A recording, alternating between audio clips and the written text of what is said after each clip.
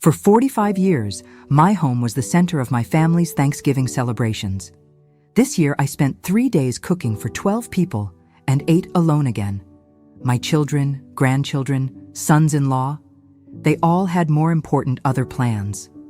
But what happened after this latest humiliation changed my life forever. If you've ever felt invisible in your own family, this story will touch your heart. Subscribe now, you need to hear it. I'm Margaret, 71 years old, and I've always been the matriarch who held our family together. For decades, my Thanksgiving table fed 3 generations with love and tradition. But in recent years, something changed. The excuses multiplied, the visits dwindled, and I became an uncomfortable obligation on everyone's schedule. That Thanksgiving of 2023 would be different, or at least I hoped it would be. What I discovered that day about family, self-love, and dignity will make you rethink everything. For 45 years, my home has been the sacred family gathering. Place for Thanksgiving. It began when my children were little, just me, my late husband Robert, and our 3 children, Jennifer, Michael, and David. Our small table barely fit the turkey, but it was always filled with love and laughter. As the years passed, the family grew. Jennifer married Paul and brought 2 sons. Michael met Linda and had a daughter. David married Sarah and gave me 3 grandchildren. Our small table became a large one, then 2 tables, until we had to use both the dining room and the living room. Robert always said, "Margaret, you have a gift for making everyone feel at home." I loved cooking for them. I'd get up at 4 a.m. to prepare the turkey, make 3 kinds of pie, homemade mashed potatoes, and cranberry sauce from my mother's recipe. Every dish was made with love, with each member of the family in mind. Even after Robert passed away 5 years ago, I kept up the tradition. I felt it was my way of keeping the family together, of honoring his memory, of continuing to be important in everyone's lives. Grandma's house is the heart of the family, Jennifer always said. But over the past 3 years, I've noticed subtle changes. First, my teenage grandchildren started finding it boring to come over to Grandma's house. They preferred to stay home and play video games or hang out with friends. "Grandma, it's just lunch, right?" said my 16-year-old grandson, Kevin. Then it was the daughters-in-law who started suggesting innovations. "Margaret, how about we do something different this year? A restaurant would be easier," Linda suggested. "Easier for whom?" "For me, it's always been a pleasure, not a burden." The sons-in-law started coming up with creative excuses. Paul had to work on a national holiday. Sarah's brother was visiting and couldn't come too.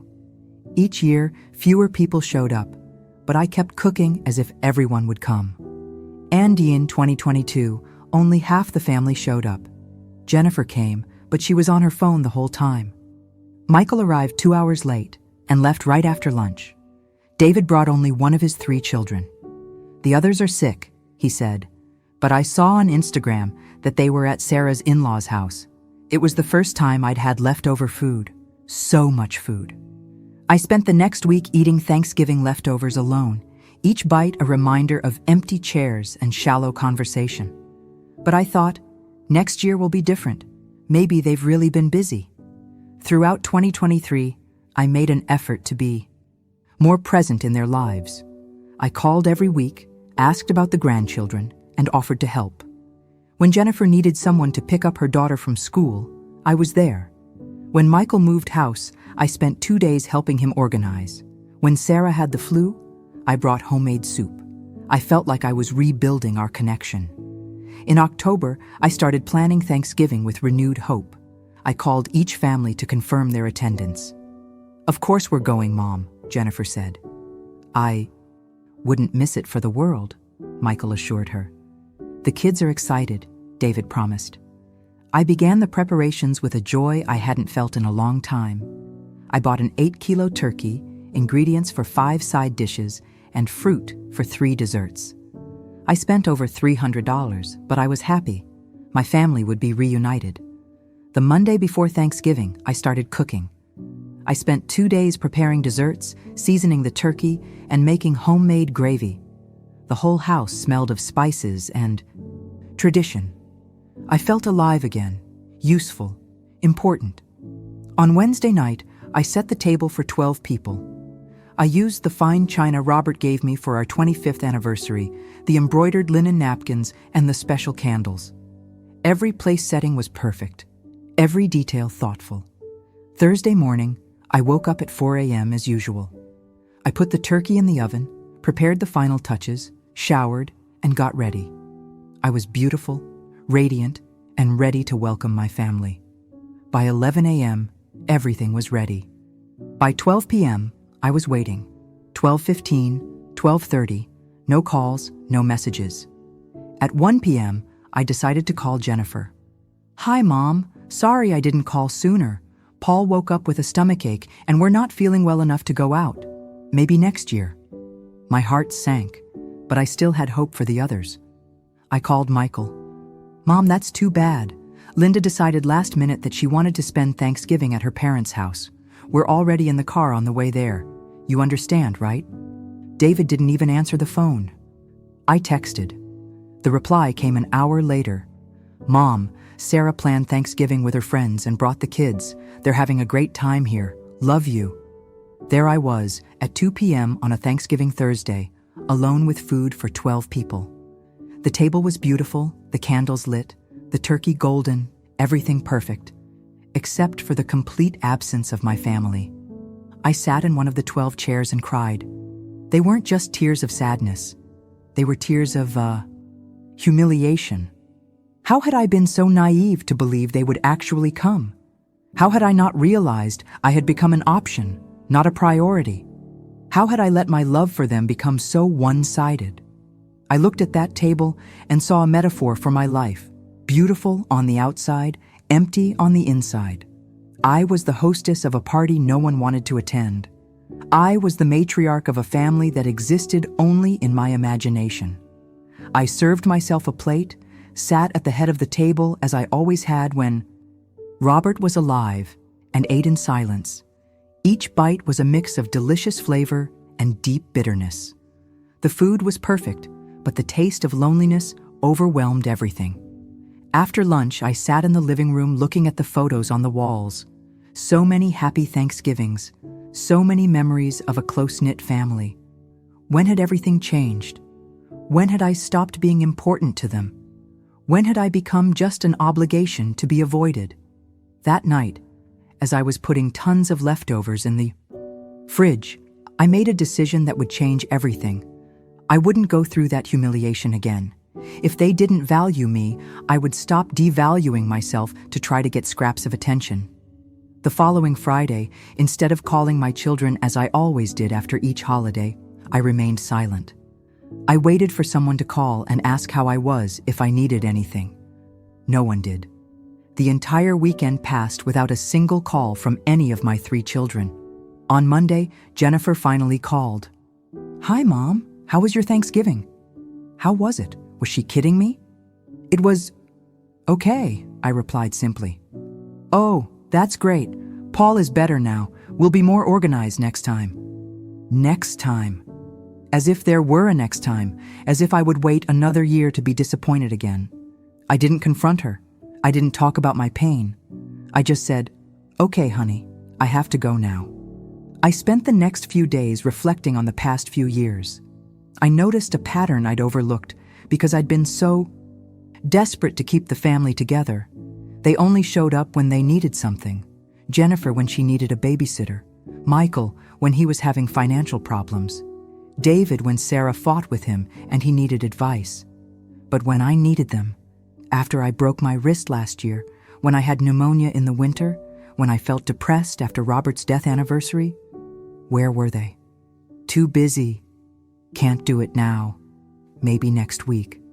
I began mentally documenting every time I prioritized them over myself. I canceled doctor's appointments to care for sick grandchildren.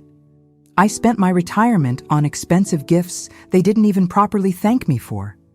I spent holidays alone because they had other plans. 2 weeks after Thanksgiving, David showed up unannounced. I thought he'd finally missed me, that he'd come to apologize. But no. "Mom, can I borrow $500? Sarah wants to buy Kevin a new bike, and her credit card is maxed out." $500, the same amount I spent on Thanksgiving that they didn't show up for. "David, I don't have that kind of money available right now." I lied. I did, but for the first time in my life, I said no. He was visibly irritated. "Mom, you've always had money saved. It's just for lending. I'll pay it back next month." "I said I don't have it," I repeated firmly. He left my house sulking, like a spoiled child who hadn't gotten the toy he wanted. He didn't say goodbye, didn't ask how I was, didn't mention Thanksgiving. It was just a malfunctioning ATM. In early December, Michael called. My heart leaped with joy. Maybe he was different. Maybe he missed me. "Mom, Linda wants to know if you can watch Emma on Saturday. We're going to a wedding, and the babysitter canceled at the last minute." Again, it wasn't about me. It was about what I could do for them. "Michael, I can't. I have other plans." I had no plans at all, but I was learning to value my time. "Other plans? What plans do you have?" The surprised tone hurt, as if it were impossible for me to have a life of my own. "Personal plans," I replied simply. He was silent for a few seconds. "Okay then, we'll figure it out." And he hung up. Without saying goodbye, without asking about my personal plans, without showing any genuine interest in me. It was at that moment that I realized they didn't see me as a person. I was a function: grandmother, nanny, moneylender, cook, problem solver. But Margaret, the 71-year-old woman with dreams, fears, needs, that person, was invisible to them. I decided to test it. I stopped calling them. I stopped offering help. I stopped texting them asking about my grandchildren. I wanted to see how long it would take for someone to genuinely miss me, not out of need, but out of love. A week passed. 2 weeks, 3 weeks, all December, just one link. Jennifer asking for the recipe for the Christmas cake I always made. When I told her they didn't remember the recipe, she got irritated. "Mom, you've been making this cake for us your whole life." "Yeah," I replied. "I've made many things for you all my life." The silence on the other end was telling. She sensed something in my tone, but didn't ask what was going on. She simply hung up, promising to look up a recipe online. At Christmas, for the first time in 45 years, no one invited me to anything. Jennifer was at her in-laws' house. Michael traveled with Linda and her daughter. David had an intimate dinner with just the nuclear family.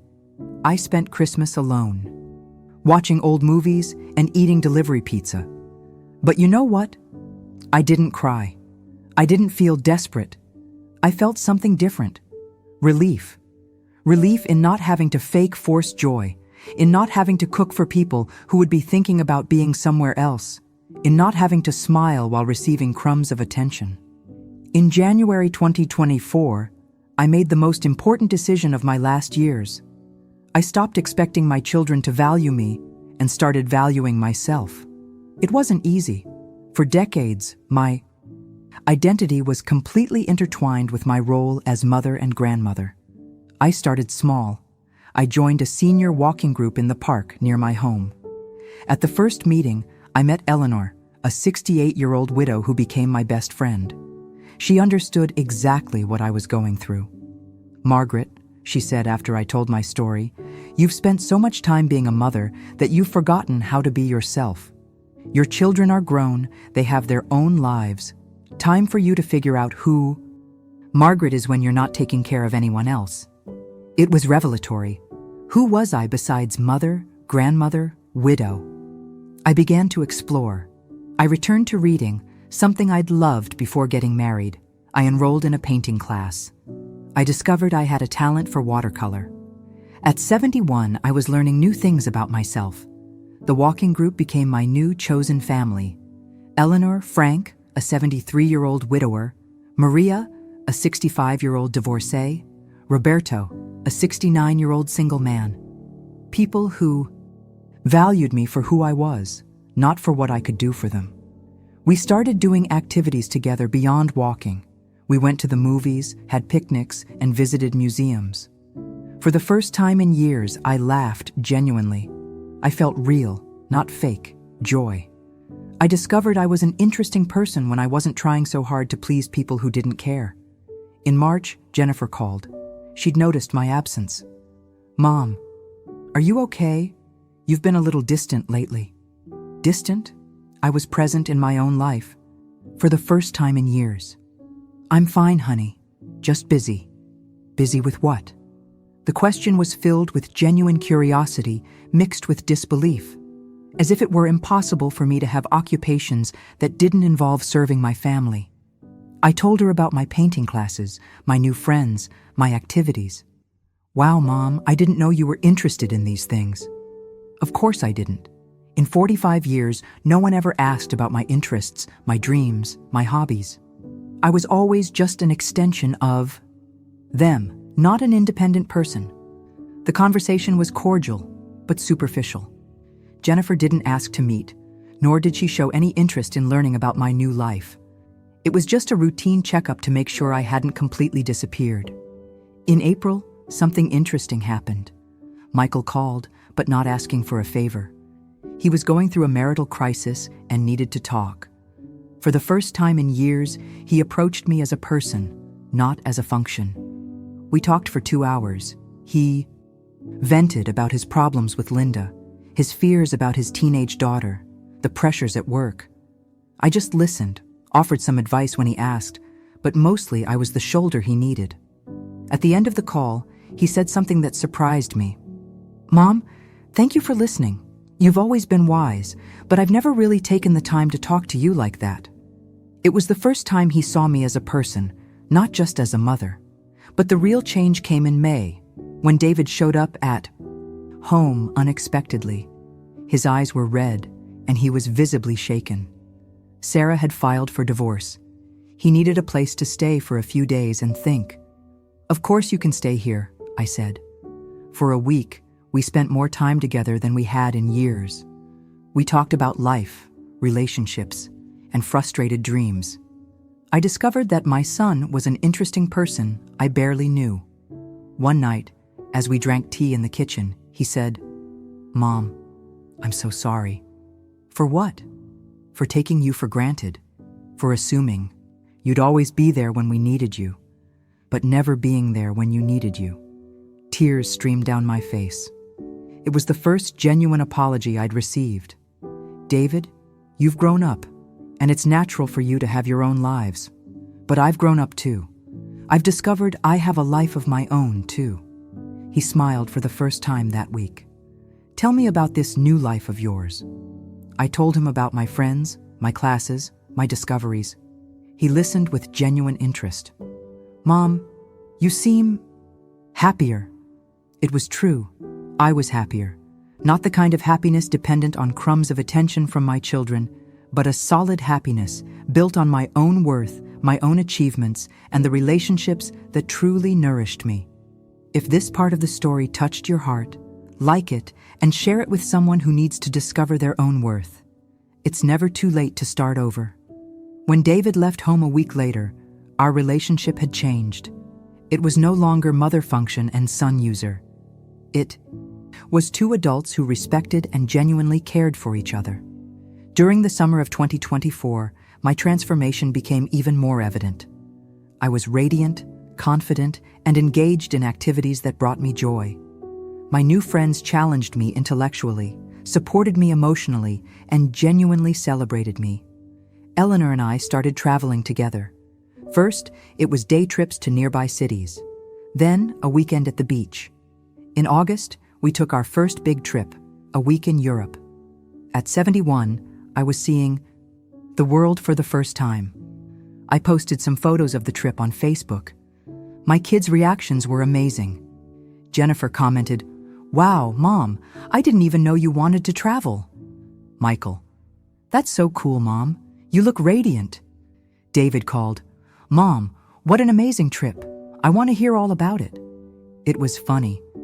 Now that I wasn't constantly available, they started to notice and appreciate who I really was. When you stop begging for attention, People start giving it to you voluntarily. In September, Jennifer suggested something that surprised me. "Mom, how about we have lunch together on Saturday? I want to learn more about your new life." It was the first time in years she'd proposed a get-together just to talk. Lunch was revealing. Jennifer had realized she didn't know me as a person. "Mom, I've always thought of you as just our mother, but you're an interesting person. Why haven't you ever talked about these interests before?" "Because you never asked," I answered honestly. It wasn't cruel. It was factual. You always came to me when you needed something. There was never any room for us to talk about me. She thought for a few minutes. "You're right. We always treated you as if your only function was to serve us. That was wrong." It was the beginning of a new dynamic between us. Michael also started reaching out to me differently. He'd call to see how my painting classes were going, if I'd made any new friends, how my week had been. These weren't business calls. They were conversations about relationships. The most significant change came from David. After the divorce, he started visiting me regularly, not because he had to, but because he enjoyed my company. "Mom, talking to you is good for me. You have a perspective on life that I admire." In October, something symbolic happened. David asked me to be his date to a work event. "I want my colleagues to meet my mother," he said proudly. For the first time, I wasn't just the grandmother of his grandchildren. I was Margaret, an interesting woman who happened to be his mother. November arrived, and with it the approach of another Thanksgiving. But this time, everything was different. I wasn't anxious. I wasn't making any plans. I wasn't afraid of being disappointed. If they wanted to come, they were welcome. If they didn't, I had other plans. Eleanor had invited me to spend Thanksgiving at her house with a group of widowed and divorced friends. "Survivor's Thanksgiving," she joked. It would be my first celebration away from home in 45 years, and I was excited. 3 weeks before the holiday, Jennifer called. "Mom, are you doing Thanksgiving this year?" "No," I said matter-of-factly. "I'm going to Eleanor's." Silence on the other end. "What do you mean you're not doing it? You always do." "I've always done this, but this year I have other plans." I explained about Eleanor's invitation and how excited she was to meet new people. Jennifer was visibly taken aback. "But what if we want to come over to your house?" "Well, you should have thought of that before leaving me alone last year," I replied calmly. It wasn't cruel, it was honest. Now I have commitments with people who actually want my company. Michael called the next day. David showed up at the house over the weekend. The three of them were in a panic. For the first time, I wasn't available as an option. They would have to really make an effort if they wanted to spend the holiday with me. "Mom," David said, "can we do something different this year? How about we all go to a restaurant together?" It was interesting. Now that I wasn't offering my labor for free, they were willing to invest time and money. "You can do whatever you want," I replied, "but I already have plans. Maybe next year we can organize ourselves better." I was using the same words they always used with me. The situation reached a climax when Jennifer appeared at home with tears in her eyes. "Mom, I can't believe you're spending Thanksgiving without your family." The irony was stark. She hadn't minded when I'd spent it alone, but now she was devastated that they would be missing out on the tradition. "Jennifer," he said gently, "real family doesn't abandon you at the table. Real family doesn't use you only when it suits them. Real family values your presence, not just your services." She cried harder. "Mom, I know we made mistakes. We all make mistakes. Can you give us one more chance?" "Of course I can," I replied. "But this time, the rules are different. I won't beg for your presence anymore. I won't accept crumbs of attention anymore. I won't be just a function in your lives anymore." Thanksgiving 2024 was the best I've had in years. I went to Eleanor's house and met 8 incredible people. James, a widower turned amateur chef. Patricia, a divorcee who started a small business at 65. Robert, a retiree who writes short stories. People living full, interesting, purposeful lives. We talked about books, movies, travel, and dreams. No one treated anyone as an obligation. We were all there because we wanted to be. The food was delicious, but the best part was the genuine joy of people who valued each other. During dinner, I received messages from my children, photos of a lackluster Thanksgiving they'd hosted together for the first time. "We miss you, Mom," Jennifer wrote. "The house isn't the same without you," Michael said. "The turkey was dry, but we learned to appreciate yours," David joked. But the message that touched me most came from David last night. "Mom, today I realized that Thanksgiving isn't about the food or the tradition. It's about gratitude. And I'm grateful to have a mother brave enough to teach us that love isn't about serving, it's about respect." 2 weeks later, they organized a different kind of family gathering. It wasn't a favor they needed from me, nor a special occasion where I was supposed to serve. It was a simple lunch where the goal was to talk, get to know each other, and reconnect. We arrived at the restaurant, and for the first time in years, they asked me questions about me, about my painting, my friends, my upcoming travels. They treated me as a person, not a function. They listened to me with interest, not obligation. Jennifer surprised me. "Mom, I want to learn to paint with you. Can you teach me?" Michael, "I want to meet your friends. They seem like fantastic people." David, "Can I go with you on your next trip?" It was ironic. When I stopped trying to win their love, they began to genuinely love me. When I stopped devaluing myself to be available, they began to value me. When I found my own happiness, they wanted to be a part of it. Today, December 2024, my life is completely different. I have an active social calendar, hobbies that bring me pleasure, friends who nurture me, children who respect me. I'm no longer Margaret desperate for attention. I'm Margaret who has discovered her own worth. My relationship with my children has never been better. They seek me out because they want to, not because they need to. They include me because they enjoy my company, not because they have to. They respect me because I learned to respect myself first. The biggest lesson I've learned: you teach people how to treat you by how you treat yourself. When you value yourself, you force others to value you too. When you build a fulfilling life, people want to be a part of it. If you've made it this far and identified with my story, I want you to understand something fundamental. It's never too late to start over. No matter how old you are, no matter how long you've been accepting crumbs of attention, you can change that today. I spent decades believing my worth lay in serving others. That being a good mother meant always being available, always sacrificing, always putting everyone else before myself. But I learned that true love includes self-love. True care includes self-care. Your adult children have their own lives, and that's natural and healthy. But you also have a right to your own life. It's not selfish to pursue your own happiness. It's a necessity. When you're fulfilled and happy, you have much more genuine love to offer.